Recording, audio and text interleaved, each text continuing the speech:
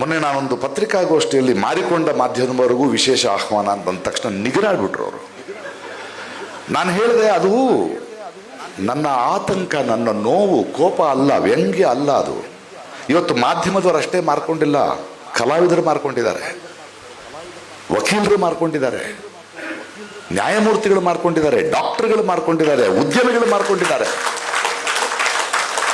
ಲಕ್ಷಾಂತರ ಓಟುಗಳು ಒಂದು ವಿರೋಧ ಪಕ್ಷಕ್ಕೆ ಎದುರಾಗಿ ಕೊಟ್ಟಂತಹ MLA MP ಗಳು ಅವರನ್ನ ಮಾರ್ಕೊಂಡು ಯಾರ ವಿರುದ್ಧ ಆರಿಸ್ಪಟ್ರು ಅವ್ರ ಜೊತೆ ಮಾರ್ಕೊಳ್ತಾ ಇದ್ದಾರೆ.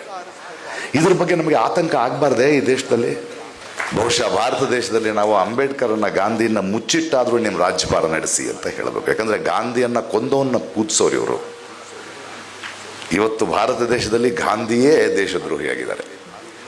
ಇಂಥ ಒಂದು ಸಂದರ್ಭದಲ್ಲಿ ಈ ಥರದ ಒಂದು ಬಹಳ ದೊಡ್ಡ ಕೆಲಸ, ತನ್ನ ಅನುಭವದಿಂದ ಇಡೀ ಇತಿಹಾಸವನ್ನು ಓದುತ್ತಾ ಒಂದು 20 ಟ್ರಯಲ್ಗಳನ್ನು ಒಂದು ಉದಾಹರಣೆಯಾಗಿ ತಂದು ನಾವು ಬದುಕುತ್ತಿರುವ ಈ ಸ್ವಲ್ಪ ಮಟ್ಟಿಗೆ ಸಹಿಸುವಂಥ ಸಮಾಜಕ್ಕೆ ಕಾರಣರಾದ ದೊಡ್ಡ ದೊಡ್ಡ ಹುತಾತ್ಮರು, ಮೇಧಾವಿಗಳು ಪ್ರಾಣವನ್ನು ಕೊಟ್ಟಿದ್ದಾರೆ, ಸತ್ಯದ ಜೊತೆಗೆ ನಿಂತಿದ್ದಾರೆ.